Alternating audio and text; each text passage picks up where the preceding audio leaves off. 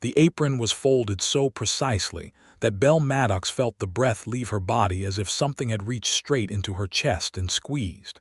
It sat on the center of the pillow like a confession, like an accusation, like the most devastating kind of goodbye a person could leave behind without a single written word. 4 years. 4 years she had spent in Clement Sutton's house, cooking his meals, mending his fences when he was too proud to ask for help, watching his daughter Clara grow from a guarded, hollow-eyed girl of 11 into someone who laughed at dinner and braided wildflowers into her dark hair. And Clara had left that apron folded with the kind of terrible, loving precision that said she had always known this moment was coming, not hoped for it, not feared it, known it. She had always expected Belle to stay. Belle's hand shook as she reached out and touched the faded cotton, the yellow daisies on the hem that she had stitched herself during a long winter evening while Clara sat beside her on the bed and asked questions about the stars. The fabric was soft, worn soft from 100 mornings of use, of biscuit flour and bacon grease, and the particular honest labor of a woman trying to make herself necessary, trying to make herself permanent. And now Clara was gone, reportedly seen boarding the southbound stage to Tucson with a carpetbag and a boy named Doyle Rafferty whose family owned the feed store, and Clement was somewhere out on the range, not yet knowing that his daughter had left him. Belle was the one who had to find him. Belle was always the one who had to find him when something broke. She pressed the apron to her collarbone and breathed through the sharp, bright pain of loving two people who had never quite learned how to keep her. That pain had a beginning. Most of the worst ones do. It had started in the spring of 1882, in the town of Red Rock, Arizona Territory, on a morning so dry and hot that the air itself seemed to be making threats. Belle had arrived on the stage from Flagstaff with $14, a battered traveling trunk, and a letter of introduction she had written herself on good paper, knowing full well that a woman alone without credentials in a frontier town was either brave or desperate, and that most people could not tell the difference. Red Rock was not a promising town. It squatted at the base of a red mesa like something that had fallen from a height and not quite recovered. There was a main street with a mercantile, a saloon that doubled as the post office on Tuesdays, a livery stable that smelled of everything it should, a small whitewashed church that leaned slightly to the left, and a land office where men argued over water rights with the particular viciousness of those who understood that water in that country was the same thing as survival. The population was somewhere around 300, not counting the ranches that spread out into the desert, and the social divisions were clear and immediate. There were the ranching families who had been there long enough to call themselves established, the miners who came and went with the season, the Mexicans who had been there longer than anyone and were acknowledged least for it, and the scattered others who arrived by stage with $14 and letters they had written themselves. Belle had assessed all of this in the time it took her to step down from the coach and retrieve her trunk. She had come because of the advertisement. Not a mail-order bride advertisement, which she had seen plenty of and had too much pride for, though God knew pride was a luxury she could barely afford. No, this had been a more modest notice placed in the Flagstaff Weekly Ledger, a notice she had read so many times it had worn soft along the fold lines. It read, "Wanted, competent woman of good character to serve as housekeeper and companion for a widower with a child. Accommodation provided. Fair wage. Apply in person to the Sutton Ranch, Red Rock, AT references preferred but not required for the right candidate. The housekeeper position." That was what she had come for. Not love, not rescue. Not a story. A job, a roof, a wage that would let her build towards something she had not quite defined yet but felt the shape of in the dark.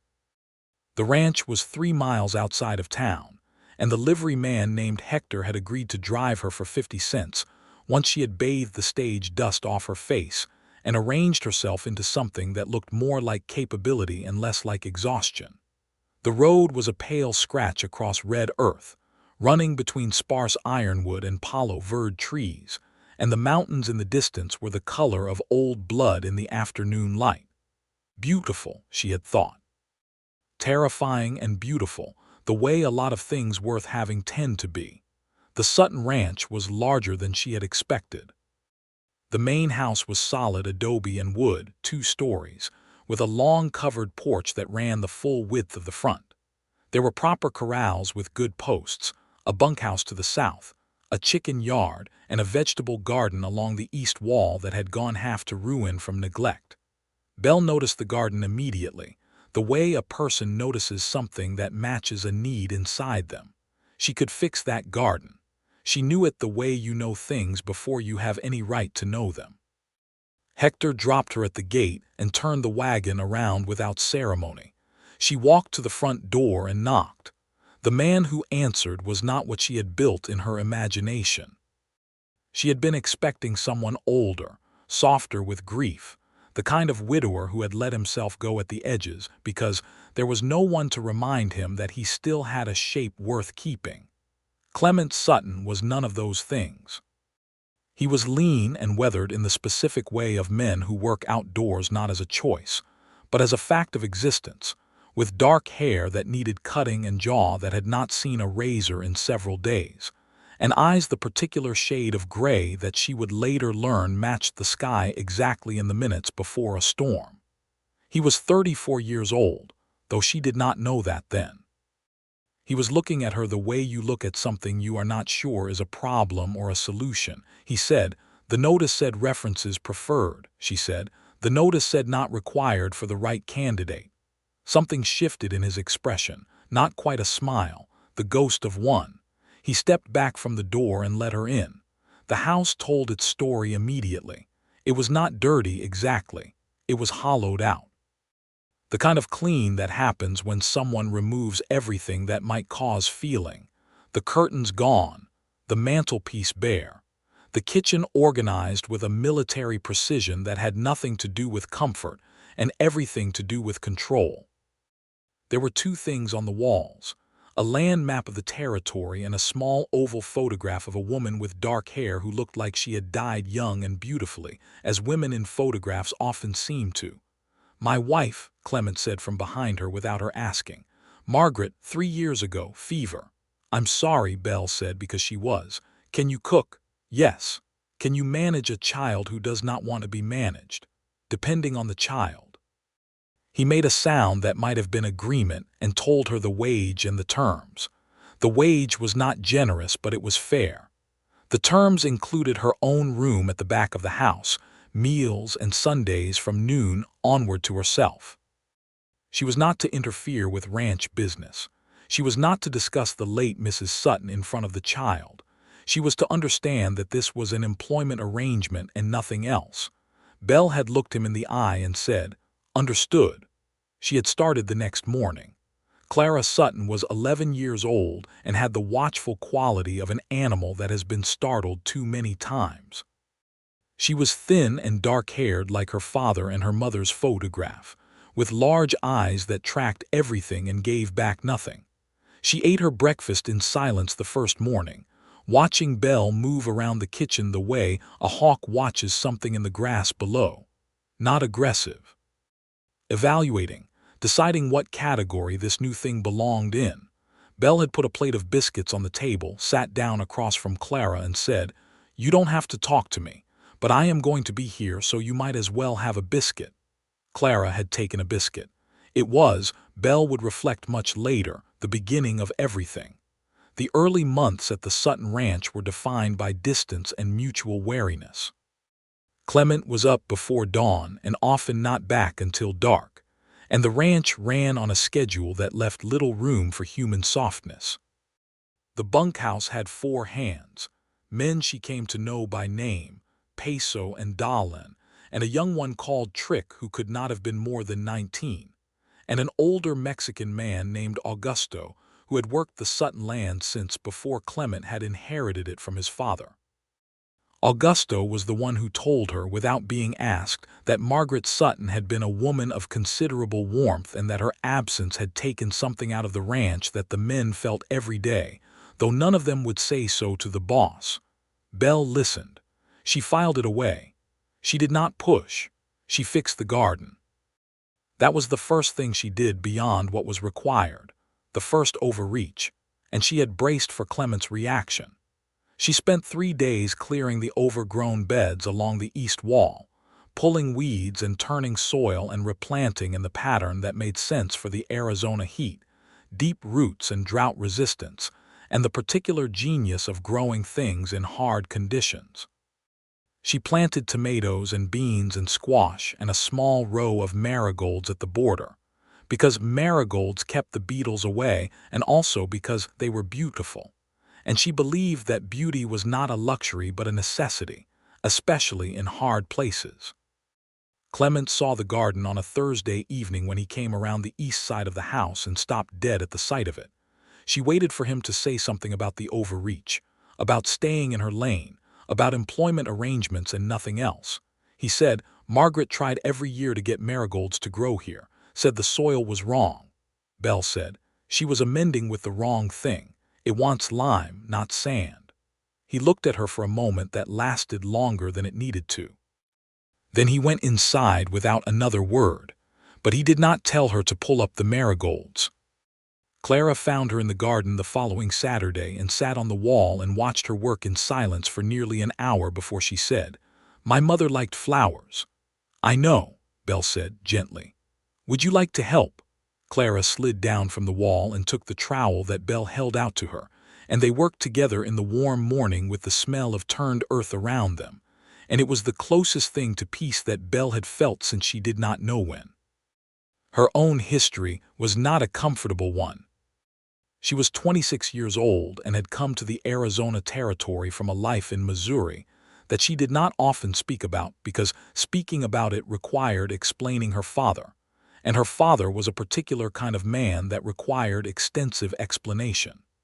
Josiah Maddox had been charming and ruinous in equal measure, a man with a gift for promises and a talent for disappearing before they came due. Belle's mother had died when Belle was 8, and after that it had been just the two of them and Josiah's rotating series of schemes and grand plans that never quite arrived.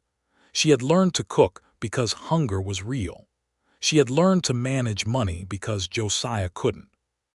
She had learned to read contracts because she had signed one she shouldn't have at 19, a business arrangement with a man named Fuller who had presented himself as a legitimate employer and turned out to be something considerably less legitimate.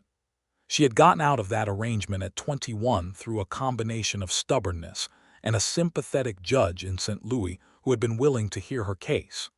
She had spent the years between then and now working, just working.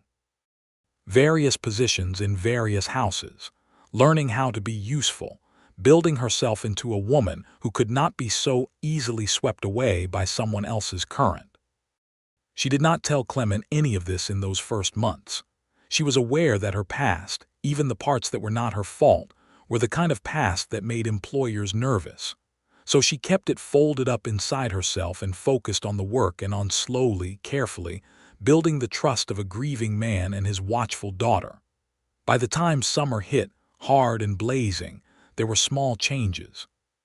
Clara had started talking at dinner, real talking, not just the yes and no she offered her father, but actual conversation, opinions about things, questions about the world. She had a sharp mind and a dry humor that came out sideways when she was comfortable, and Belle had begun to look forward to those moments the way you look forward to the first cold water of the morning. Clement remained complicated. He was fair. That needed to be said plainly. He was scrupulously fair with her wage, always paid on time, never made demands beyond the agreed terms. He was, she came to understand, a man of exceptional personal honor, the kind that had been built so deep into his bones that it operated automatically, without needing thought. He had inherited the ranch from his father and had expanded it through 15 years of consistent, unromantic hard work. He had loved his wife faithfully and grieved her faithfully and would likely, Belle suspected, grieve her faithfully forever because that was the kind of man he was. He was also completely isolated inside himself, like a house with all the windows shuttered, light getting in through the cracks but nothing coming out. She learned his habits the way you learn a difficult language. Coffee before dawn, black, no sugar. He hated waste in all its forms. He was better with animals than with people, not because he was cold, but because animals did not require the specific kind of conversation that made him go silent and distant. He read at night, history mostly, and when she started leaving books from her own small collection on the side table in the parlor, he read those too, and never said a word about it but also never moved them. He had a temper. She knew this not because he aimed it at her but because she heard him sometimes out by the corrals when a fence gave way or a calf was lost to the heat, and the language was creative and the frustration was real. But he did not bring it inside. He stood in the yard and said what he needed to say to the empty air, and then washed his face, and came to the dinner table and spoke to his daughter about what she had done that day. That discipline, Belle thought, was the most intimate thing she had learned about him. Autumn came with a shift in the air that smelled of wood smoke and distant rain, and with it came the trouble that had been gathering all summer on the far edges of things. A man named Harlan Goss had been buying up range land to the south, and his methods of acquisition were not entirely within the law. 3 smaller ranchers had sold to him under what one of them described, quietly, to Clement at the feed store as considerable pressure. Clement had listened, asked his careful questions, and come home with a look on his face that Belle had learned to read as the expression he wore when he was deciding how much of a fight was worth having. The answer, she discovered, was always all of it. Goss had water rights over 2 streams that fed into Sutton land. This was the dark past that shadowed everything, the thing that Margaret Sutton had apparently worried about in the years before she died, the vulnerability in the property that could be used as leverage. And Goss, who was the kind of man who collected vulnerabilities the way other men collected land or horses, had identified it immediately. Clement had ridden out to meet with his lawyer in the county seat of Prescott in October, and he had been gone 4 days.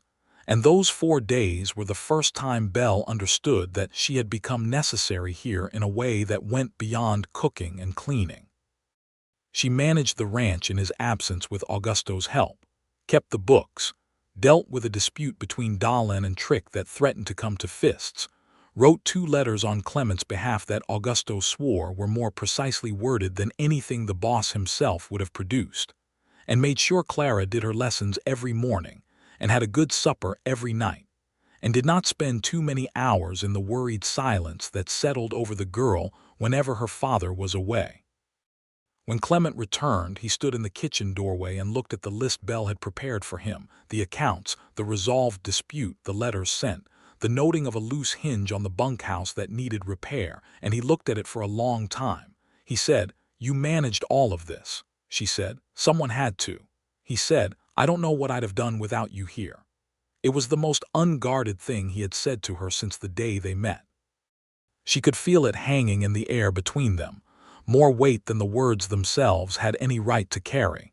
She chose not to reach for it, because reaching for things too soon was how you lost them. She said, "The hinge on the bunkhouse really does need fixing before winter." He almost smiled. That ghost of a thing again, and he went to fix the hinge. The Goss situation worsened in November.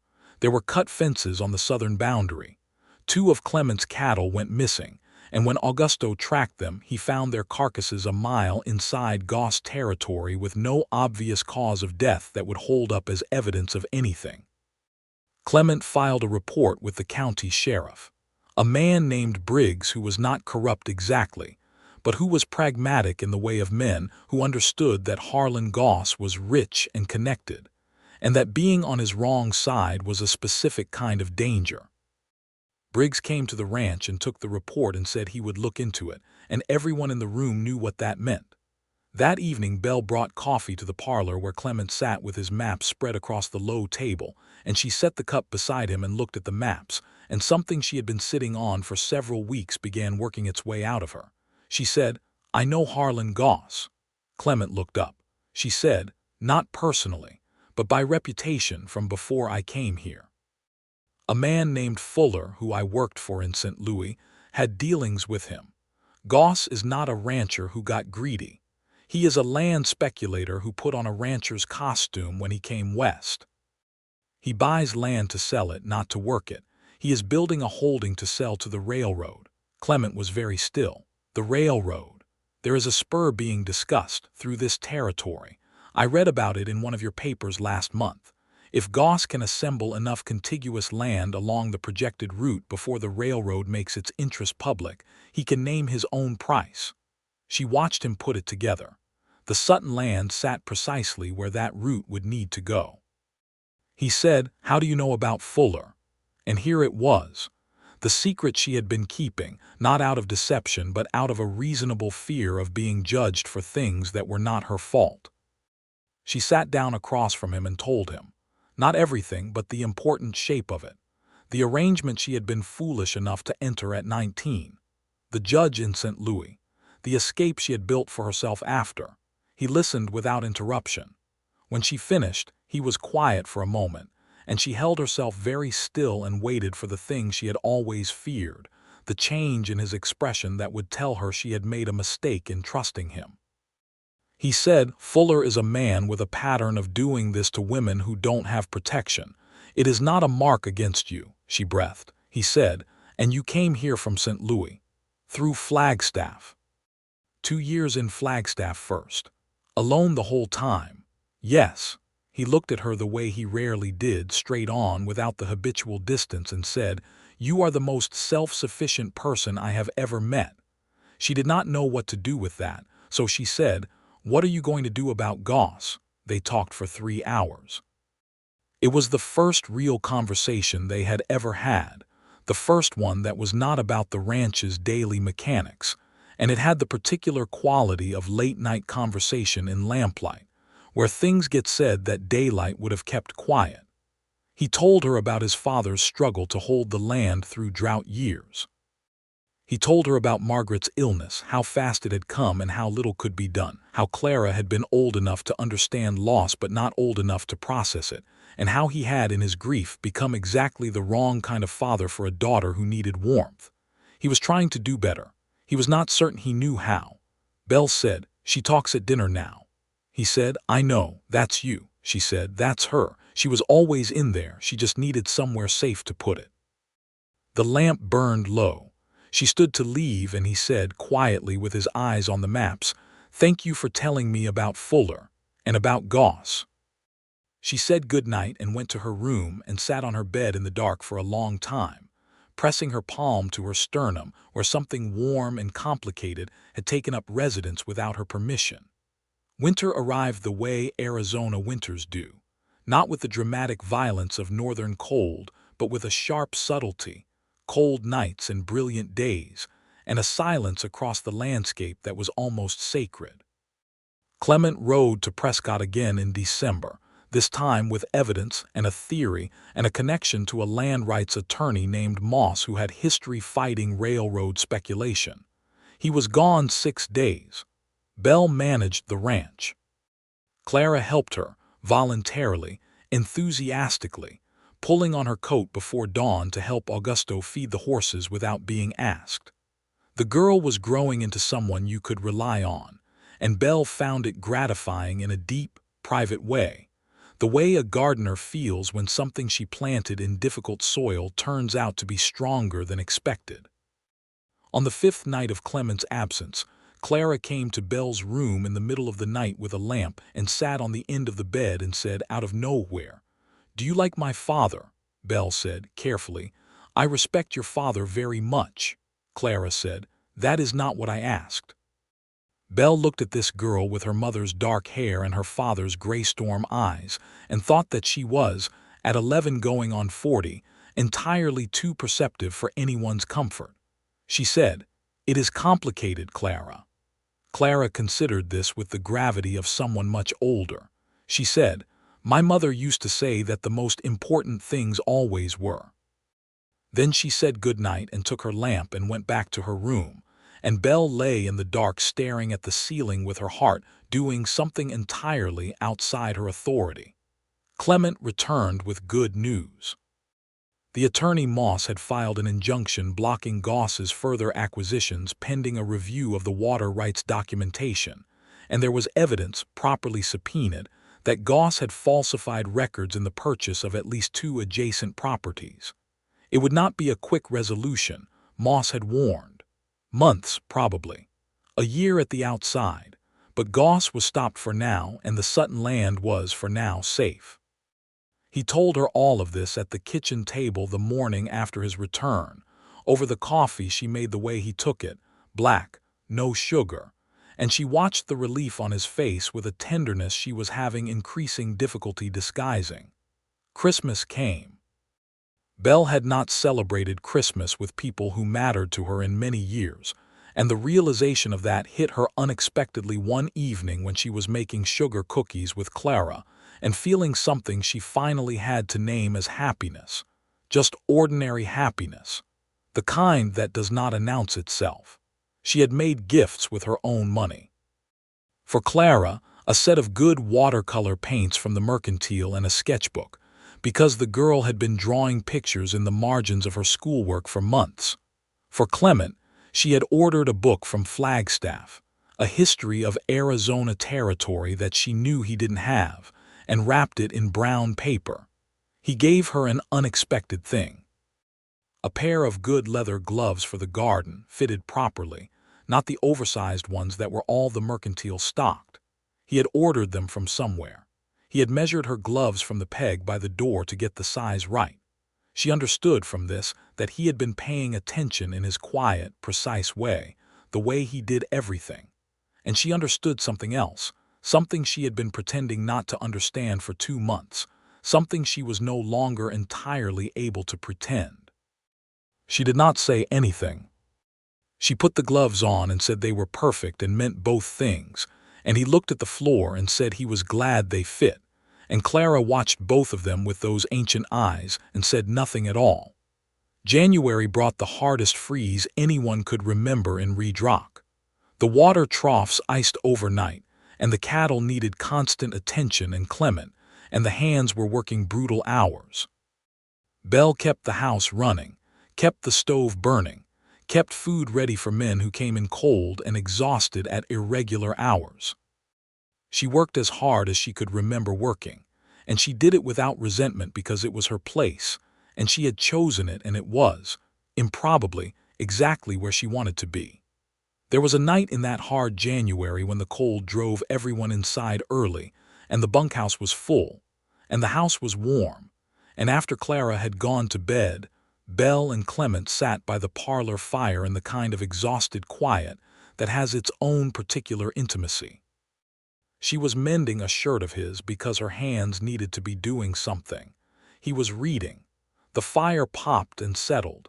He said, without looking up from his book, "I want to ask you something and I need you to know you can say no." Her hands stilled on the shirt. He said, still not looking up, "Would you stay, not as the housekeeper? I mean that arrangement can stay as it is if you prefer. But I am asking as I suppose myself, as a person, would you stay here?" The fire. The cold outside pressing against the walls, the smell of wood smoke and mending, and the particular quiet of a house with a sleeping child in it. She said, "I have not been planning to leave." He finally looked at her. "I know, but I want it to be a choice. Not just a situation. I want it to be something you chose." She understood that he was not talking about the employment arrangement. She understood that he was talking about everything that had been building since the marigolds, since the 3 hours over the maps, since the Christmas gloves. She understood that this was the most direct he was constitutionally capable of being, and that it had cost him something to say it. She said, "I choose it." He nodded once, the way he acknowledged anything important without excess. He went back to his book. She went back to the shirt. But the silence between them had changed its quality completely, and they both knew it, and neither of them needed to say so. The months that followed were a slow, careful building of something that neither of them rushed, because they were both people who had learned the hard way that rushing was how you broke things worth having. There were evenings in the parlor that stretched longer than they needed to. There were mornings when he waited at the kitchen table for her coffee, rather than taking it and going immediately, lingering in a way he did not bother to explain. He rode with her once in February to check the southern fence line, and they talked for 3 hours about nothing in particular and everything important.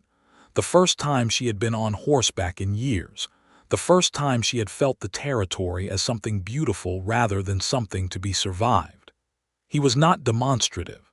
She had understood this from the beginning and did not require demonstration. But there were small things. He fixed the gate to the garden without being asked, and he fixed it perfectly. He brought her wildflowers once, jammed awkwardly into his jacket pocket, very obviously not a practiced gesture, and held them out and said, "Clara said you liked these." And they both knew Clara had said no such thing, and it was the most charming thing Belle had ever witnessed. She laughed. Genuinely, helplessly laughed. And he went red to his ears and looked at the ground, and she took the flowers and put them in a jar and set them on the kitchen windowsill where they both had to look at them all week. Clara watched all of this and said nothing, which for Clara was a form of very loud commentary. Spring came back around. A full year since Belle had arrived in Reed Rock with $14 and a letter she had written herself. The Goss situation had resolved in February, the injunction upheld, Goss ordered to divest the properties he had fraudulently acquired, a ruling that sent ripples through the speculator community and gave Clement's attorney Moss a reputation that would serve him for a decade. The Sutton land was secure. The water rights were secure. The marigolds were coming back up in the garden, and Belle was already planning an expansion to the east bed. It was on a warm April evening that he kissed her for the first time, on the porch after supper while the sky went the color of embers, and it was tentative and serious and entirely in keeping with who he was, and she kissed him back in a way that she hoped communicated clearly that she was not going anywhere. He said, pulling back just enough to look at her, "I am not good at this." She said, "You are learning." He said, "I want to do this correctly. I want to ask you properly. But I am not sure I know how." She said, "Clement, the gloves were already the proposal. I accepted." He looked at her for a moment, and then something happened to his face that she had not seen before, a complete, unguarded smile, the full version of it, not the ghost, and it transformed him entirely, and she thought she could probably spend the rest of her life trying to produce that expression and consider it time well spent. They were married in June of 1883. In the small whitewashed church that leaned slightly to the left, with Augusto and Peso and Dolan and Trick standing in the back, and the attorney Moss who had driven up from Prescott because Clement had thought to invite him, and half of Reed Rock because small towns care enormously about weddings, and Clara standing beside Belle in the ceremony as the person who handed over the ring, which had been Margaret Sutton's ring reset with a small turquoise stone from the territory. Belle had wanted to discuss the ring, whether using Margaret's was the right thing. Clement had said that Margaret had died young and generously, and that she would have appreciated the ring going to someone who was going to use it well. Clara had said, "She would have liked you," with the absolute certainty of someone reporting a fact, and Belle had held very still and breathed through the fullness of that. The next 3 years were the best years of Belle's life, and she held on to that without qualification or apology. They were not without difficulty.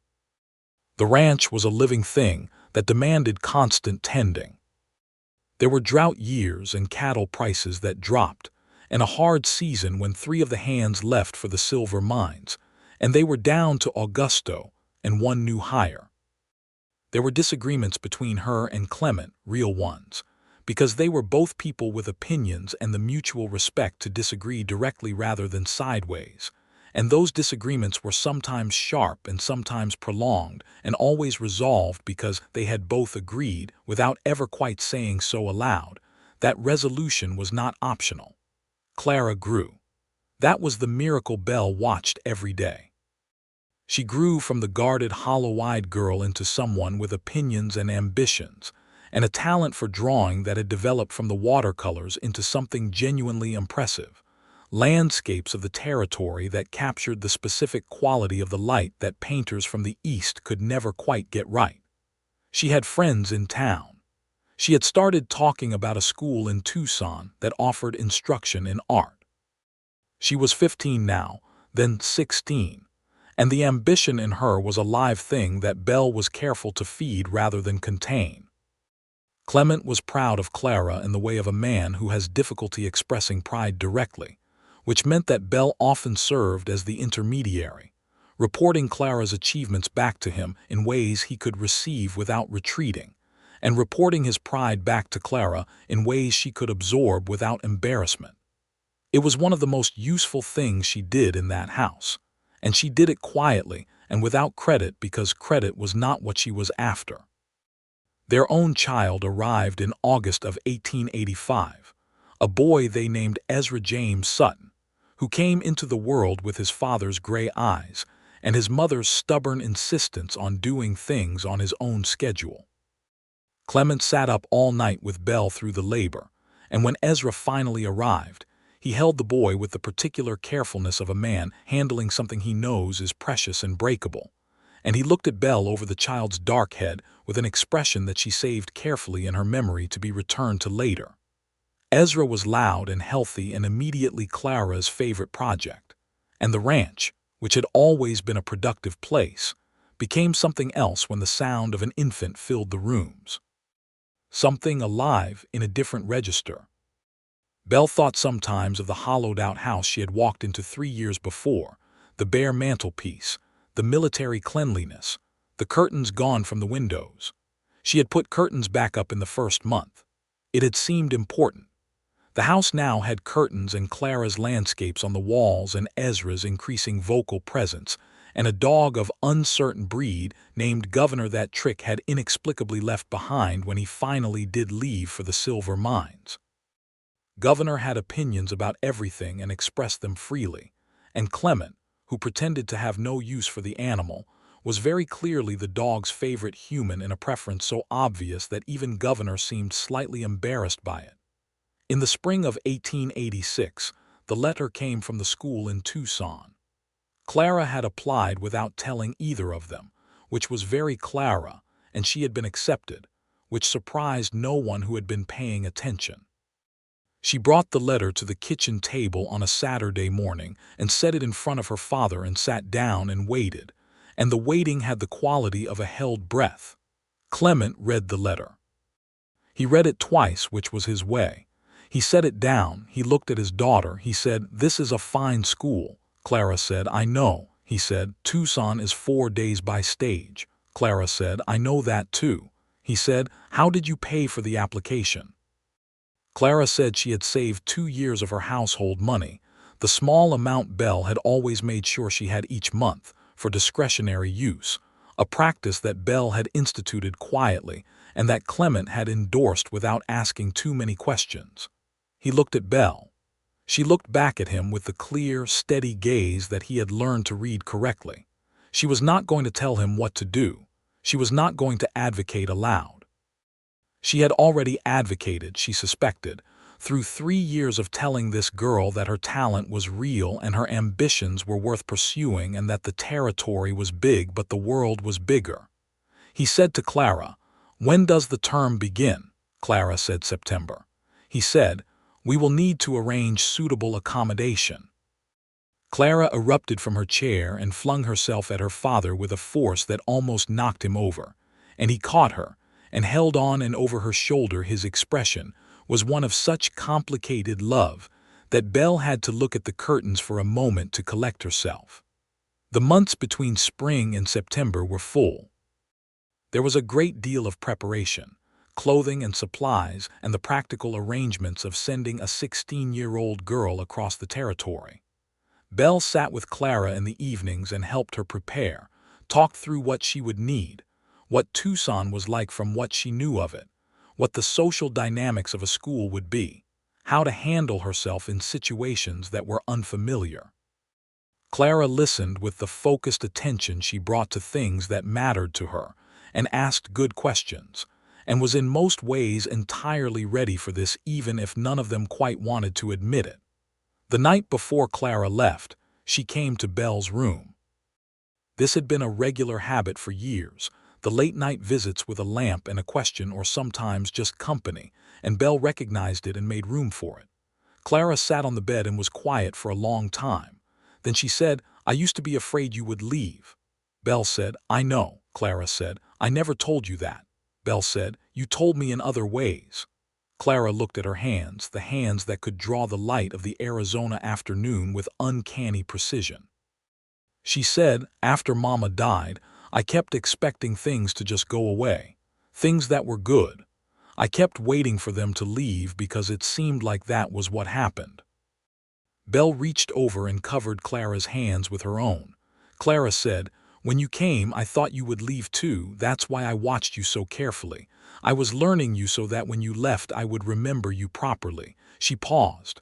"But then you kept staying." Belle said, "I was always going to stay." Clara said, I know that now." The morning was bright and early and busy with the urgency of departure. The stage to Flagstaff connecting south to Tucson, and Clement had the wagon ready before dawn and the trunk loaded. And there was a breakfast that nobody ate much of because the feelings in the kitchen were too present to leave room for food. Clara embraced Ezra, who was 1 year old and entirely unaware of the significance of the moment, and then Augusto and Governor and then Clement, a long embrace, longer than he usually permitted himself. Then she turned to Belle. She had folded her apron herself. The kitchen apron, the one with the yellow daisies on the hem that Belle had stitched during a long winter evening, and she had brought it from the kitchen and gone upstairs and laid it on Belle's pillow, folded with precise and careful hands, and come back down with nothing in her own hands and her eyes very bright. She said simply, "I left something for you." Belle did not know then what it was. She found it that afternoon, after the stage had pulled away and Clement had stood in the road watching until the dust settled, and she had come back into the house to do the ordinary work of the day that grief, even anticipatory grief, cannot excuse. She had gone upstairs for something and gone past Clara's room where the bed was made with Clara's characteristic tidiness, and then on to the room she shared with Clement, and she had seen it on her pillow. The folded apron, perfect and precise, with the yellow daisies on the hem. She stood and looked at it and understood in a way that moved through her like weather what Clara had meant by it, not that she was giving it back. Not that she was leaving it behind because she was done with it. She had left it the way you leave something precious in a place where it will be kept safe. She had left it with the person she trusted most in the world. She had left it folded on the pillow of a woman who had chosen to stay, as a way of saying that she had always known the choice was real. She had always expected Belle to stay. Belle pressed the apron to her collarbone and breathed, and the tears came, and she let them, because some things deserve that kind of ceremony. She was still sitting on the bed with the apron when she heard Clement on the stairs. He came to the doorway and looked at her and at what she was holding, and she watched his face do the specific thing it did when he understood something that was going to take him a moment to process. He came and sat beside her on the bed. He looked at the apron in her hands. He said, "She left that for you." Belle said, "She left it on my pillow." He was quiet for a moment. He said, "She trusts you." Belle said, "She trusts us."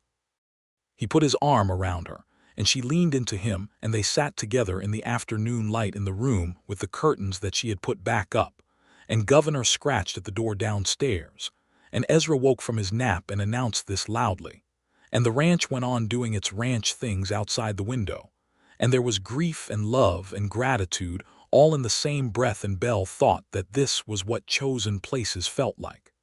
Not the absence of difficulty, but the presence of belonging. She got up and put the apron in the cedar chest at the foot of the bed, where she kept the things that mattered most to her. She laid it carefully on top of the letters she had saved and the Christmas gloves and a pressed marigold from the first summer's garden. She closed the lid. Clement watched her from the bed. He said, "Come back." She went back to him.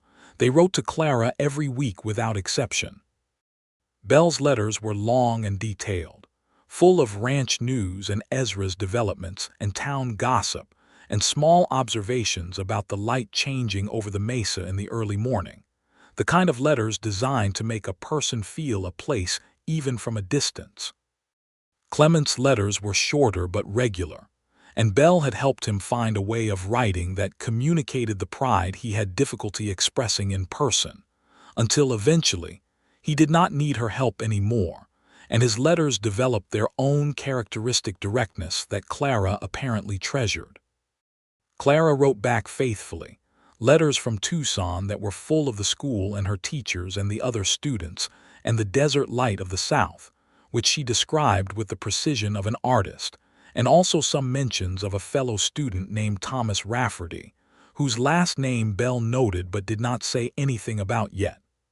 Doyle Rafferty. The name came back to her years later when it mattered.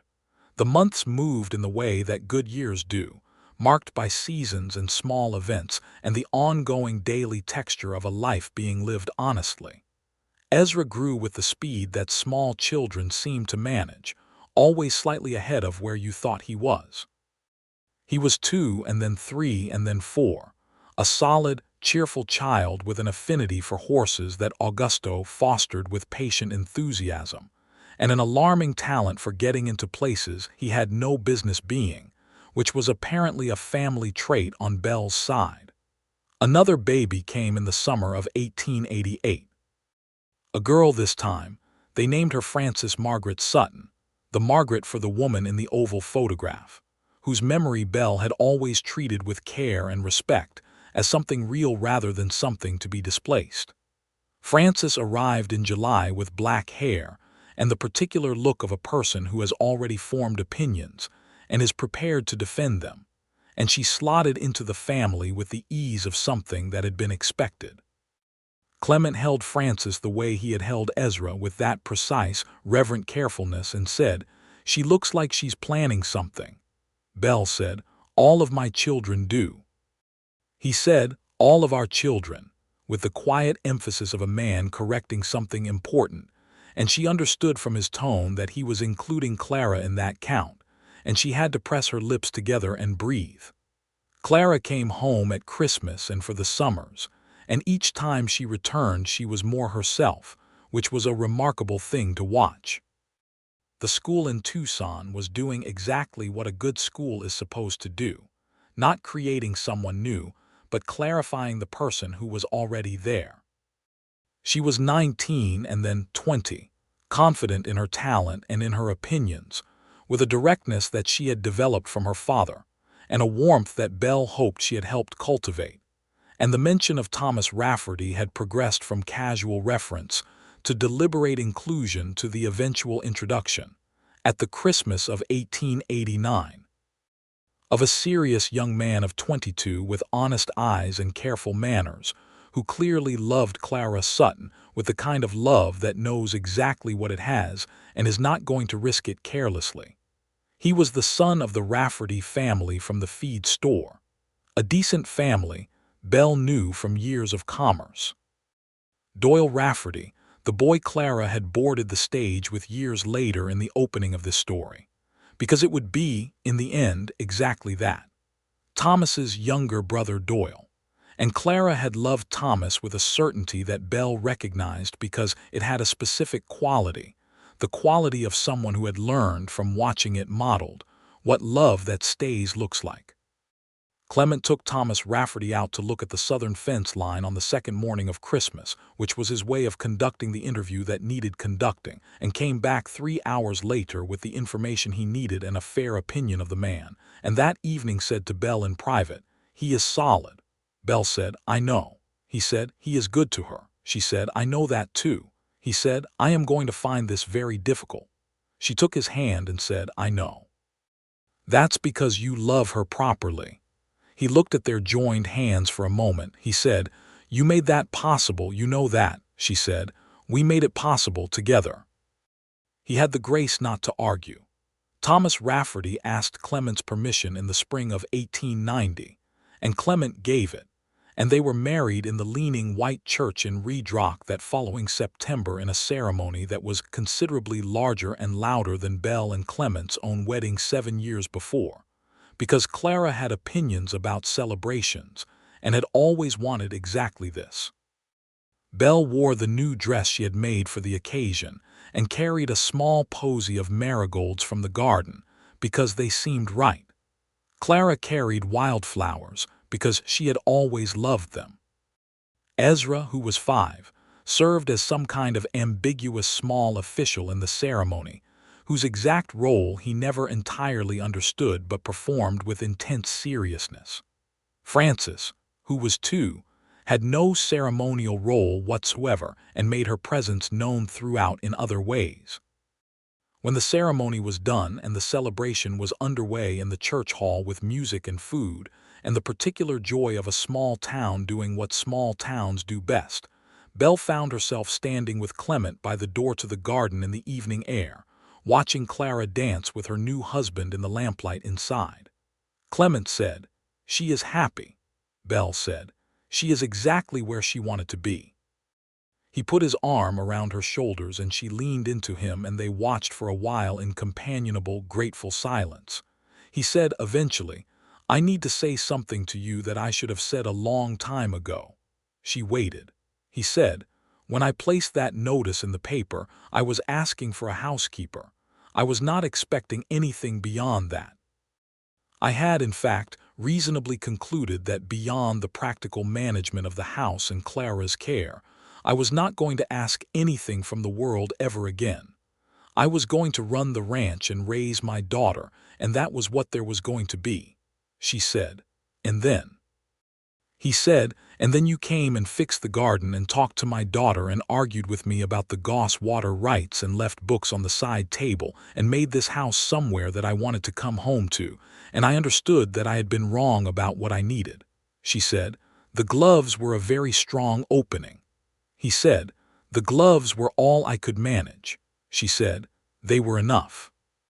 He turned to face her then, in the garden doorway with the lamplight from inside and the stars above them that were extraordinary in the Arizona sky, the vast extravagant stars of the territory that she had come to love the way she loved all the best things here, with a fullness that was not separate from its difficulty. He said, "I love you, Belle. I love you in a way that I had not expected to be capable of again, and I am grateful for it every day." She said, "I love you. I have loved you since the Christmas gloves, if I am being honest, and possibly since the marigolds, if I am being completely honest." He pulled her close and held her, not with the tentativeness of early days but with the confidence of a man who has been doing this for 7 years and knows its rightness in his bones, and she held him back and felt the particular quality of a life that had turned out far beyond what she had any right to expect when she arrived in Redrock with $14 and a letter she had written herself. Inside, Clara danced. The fiddle played. Ezra had fallen asleep under a table and needed to be collected. Frances was being watched by Augusto, who had elected to stay for the celebration rather than return to the ranch, because he had known Clara since she was 8 years old, and this was his celebration too.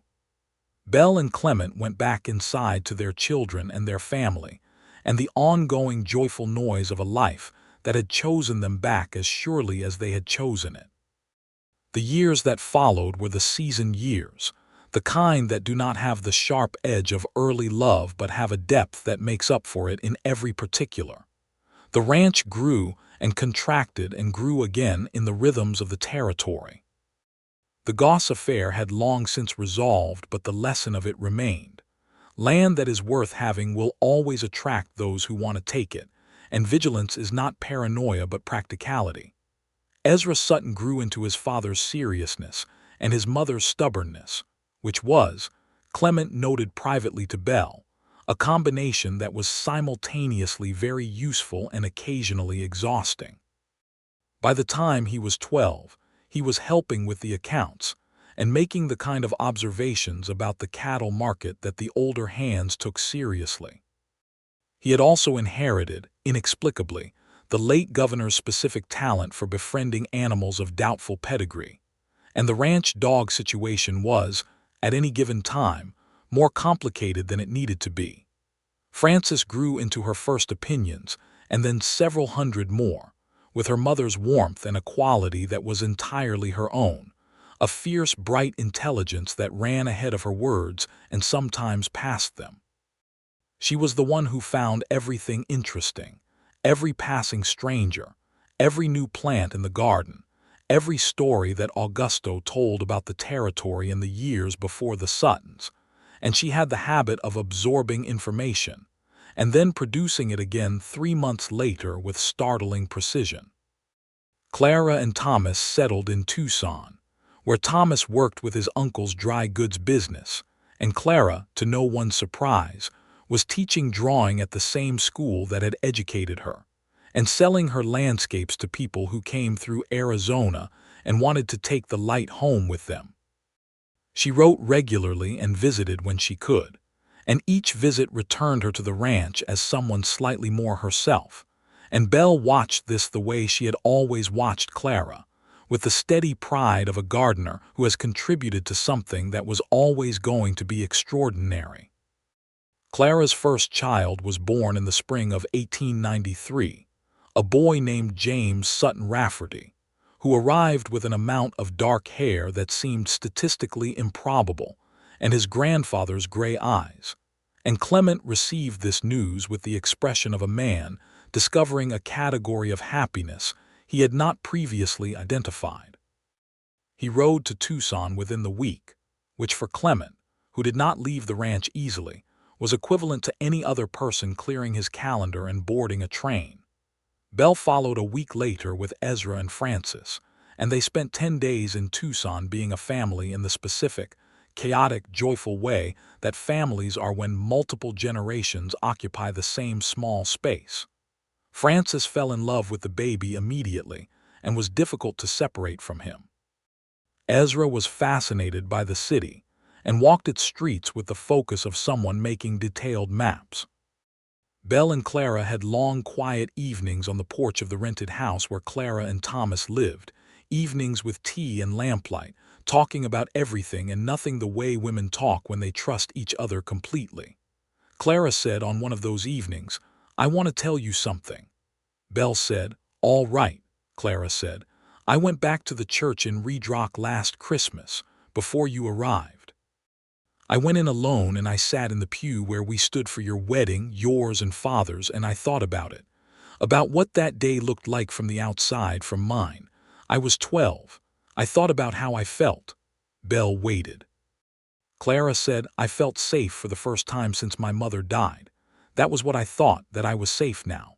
Not because everything was solved or because life was going to be easy, just that there was someone else who was choosing to be there.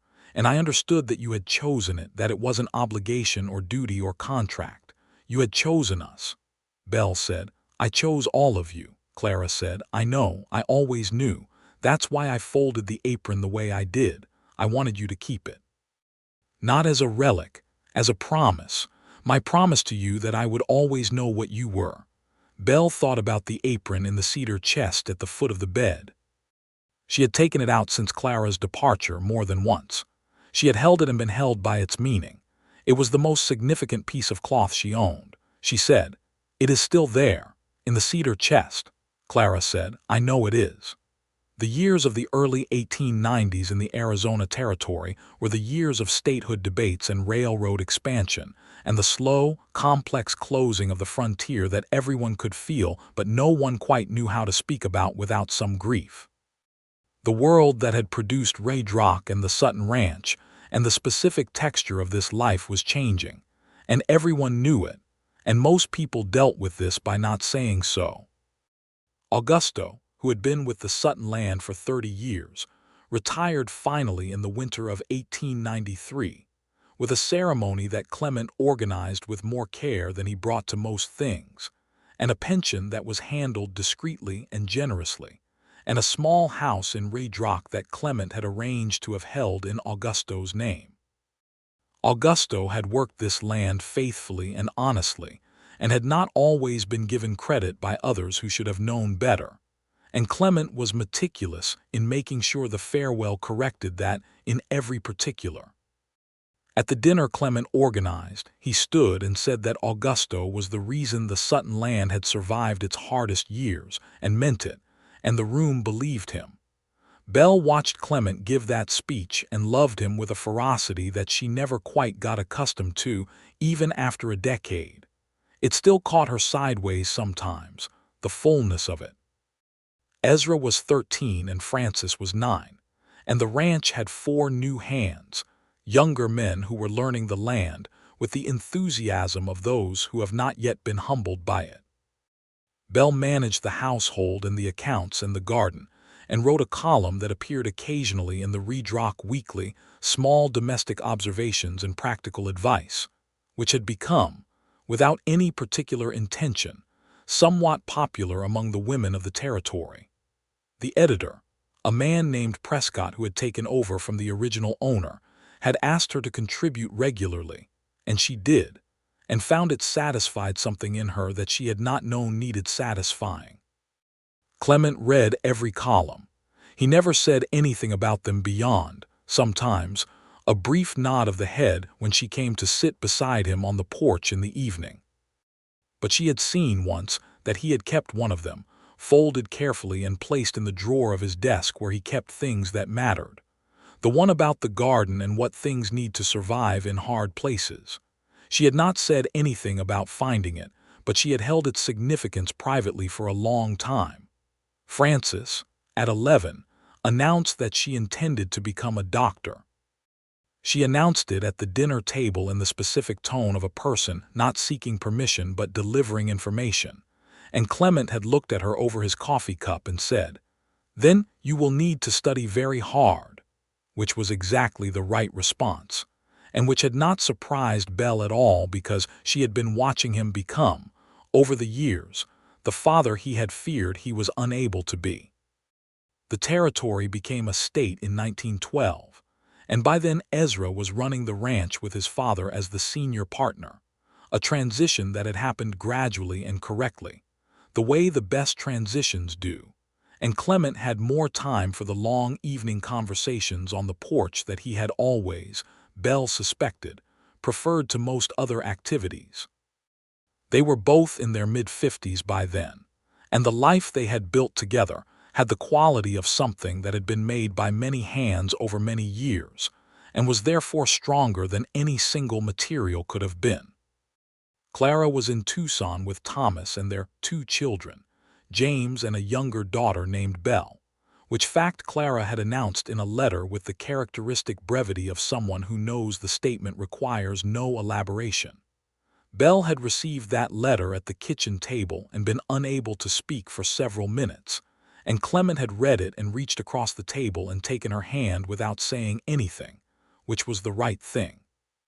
Frances had done exactly what she had announced at 11 she would do, and was studying medicine in Denver, which required courage in 1900 and determination in 1902 and stubbornness in 1904, and she had all 3 in abundance. She had also fallen in love with a man named Daniel Hargrove, who was doing the same degree, a quiet, steady man from New Mexico, who had the remarkable quality of finding Frances's intensity not overwhelming but energizing, and they had married in 1906 in Denver in a small civil ceremony, and come to the ranch the following summer so that Clement and Belle could meet him properly. Clement had taken Daniel out to look at the southern fence line. He came back and said to Belle, "Solid," she said. "I know," he said. "How do you always know?" she said. "Clara told me the last time she visited. She said he looks at Frances the way you look at me." He was quiet for a moment. "That is a high standard," she said. She seemed to think he cleared it. He said, "So do I," and went a wash up for supper. It was the spring of 1895 that the cedar chest had been opened for a ceremony of its own. Frances had been asking at 9 about the things inside it because Frances was a person who cataloged the meaningful contents of any space within her reach. Belle had sat on the bed and opened the chest and taken out the items one by one and told their stories. The letters and where they came from, the pressed marigold from the first summer, the Christmas gloves kept because she could not bear to wear them out, and the apron. Frances had touched the yellow daisies on the hem with a careful finger. She said, "Clara left this." Belle said. Yes, Frances said. Why? Belle said. Because she wanted me to know that she had always trusted me to stay. Frances considered this with the gravity of her 9 years. She said, You did stay. Belle said, I did. Frances said, I would never want you to leave. Belle said, I know, sweetheart, Frances said, but if you ever did, I would leave something for you too, so you would know. Belle held this child who had not yet learned to be afraid of softness and loved her completely and without reservation. She put the apron back in the cedar chest, on top of everything else. It stayed there. Ezra married a woman named Helen Colby in the spring of 1902, a rancher's daughter from the county line, who had the practical, grounded quality of someone raised to understand that love and labor are not opposites but companions. She was 23 and Ezra was 18, a difference that Belle watched with the careful eye of a mother who has processed this, and concluded that both of them were mature and serious and had chosen honestly, and that being 4 years younger than her husband did not make Helen a child. She was not. She was quite precisely someone who was ready for this life and the man in it. Belle had given Helen the kitchen willingly. This was not a small thing. The Sutton kitchen had been Belle's domain for 20 years, and giving it over to a new woman required a conscious choice, the kind of choice that she made clearly and completely without regret. She showed Helen the routines and the rhythms and the particular logic of the household, and then she stepped back and let Helen make it her own, because that was how it needed to be done. Helen had rehanged the curtains in a slightly different pattern and planted new herbs along the south side of the vegetable garden, and taken over the weekly baking with an efficiency that Belle genuinely admired, and the kitchen became Helen's the way it had once been Belle's, through daily, honest work. Belle took more time for her writing. The column had become a regular feature. She had begun, very quietly, to wonder about a longer form, the kind of writing that required more than observation, the kind that required the full weight of a life as material. She mentioned this to Clement one evening on the porch. She said, I have been thinking about writing something longer. About this place, about the territory. He said, You should, she said, it would take time. He said, You have time, she said, you would not mind.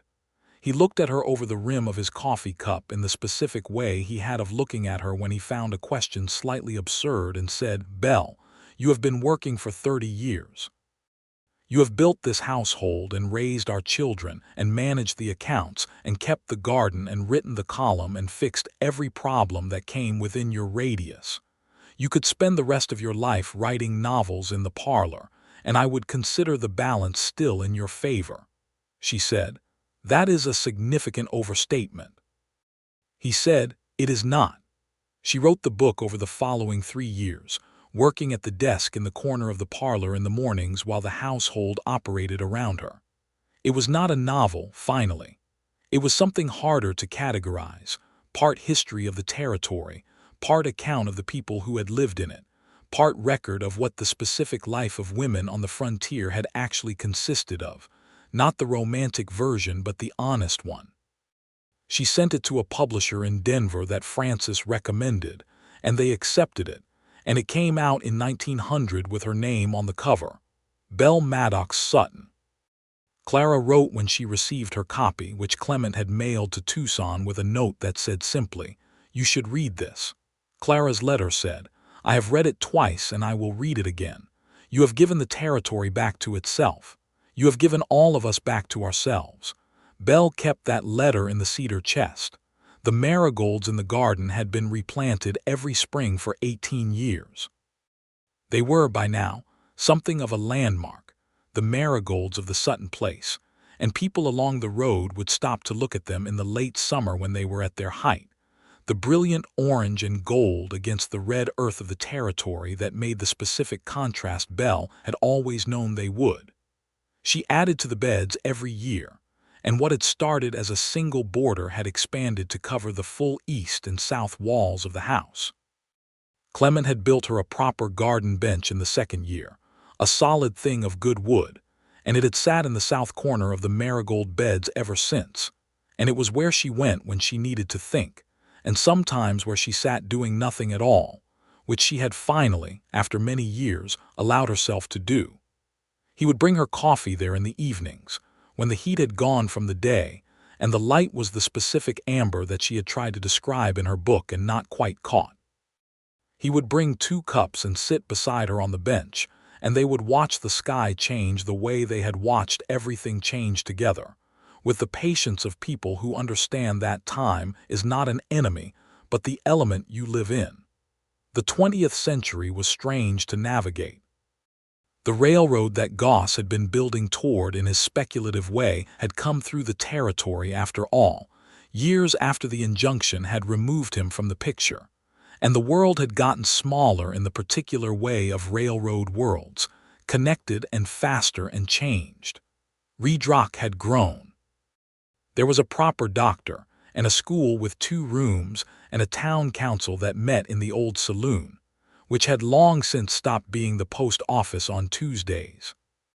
The things that had not changed were the mesa and the sky and the specific quality of the light that Clara had been painting for 20 years, and the ranch, which still operated on the principles that Clement's father had laid down, and that Clement and Ezra had refined, and that the land itself seemed to ratify, because the Sutton cattle were sound, and the water rights were secure, and the marigolds came back every spring without being asked. Clement turned 65 in the summer of 1913, and Clara and Thomas came from Tucson, and Francis and Daniel came from Denver, where they were now both practicing medicine, and Ezra organized a dinner in the ranch house with all the people who mattered.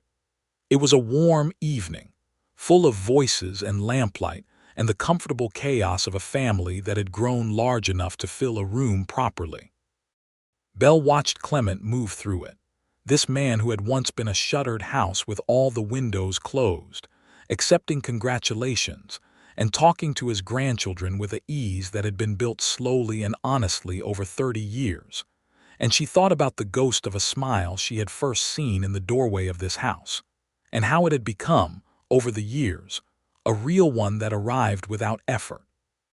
He found her across the room and looked at her in the way he had always looked at her when she was somewhere in a crowd, as though he was taking a bearing, checking his location by hers. She held that look and gave it back and said, with her eyes, what she had always said: "I am here. I am still here. I chose this and I would choose it again every morning." He nodded barely, the smallest acknowledgement, and went back to his grandchildren. After the guests had gone and the children had gone to their beds, and the house had settled into the specific night quiet that she had loved for 30 years, they sat together on the porch in the dark with the stars above them, extraordinary as they had always been, and she thought about all the things that had led here. The $14 and the letter she had written herself, the advertisement in the paper, the gate with the loose hinge, the marigolds, the 3-hour conversation by lamplight about Harlan Goss and water rights and everything else, the Christmas gloves, the folded apron on the pillow. She said, "I want you to know something." He said, "All right," she said. "When I came here I was looking for safety, just a solid position, somewhere to build from. I was not looking for this." He said, "For what?" she said. "For you. For Clara and Ezra and Francis and Augusto and the garden and the bench and the marigolds and all of it. I was not looking for any of it, but I found it, and I want you to know that it is the best thing I have ever found." He was quiet for a moment in the way he was quiet when something had moved him past the capacity for immediate speech. Then he said, "I was not looking either. I had, as I told you once, more or less stopped looking. I was managing. And then you came and made it clear that I was doing that incorrectly." She laughed softly. He said, "I told you once that you were the most self-sufficient person I had ever met. I want to amend that." She waited. He said, "You are the most generous person I have ever met. Self-sufficiency can be a form of armor. Yours was not. You offered it.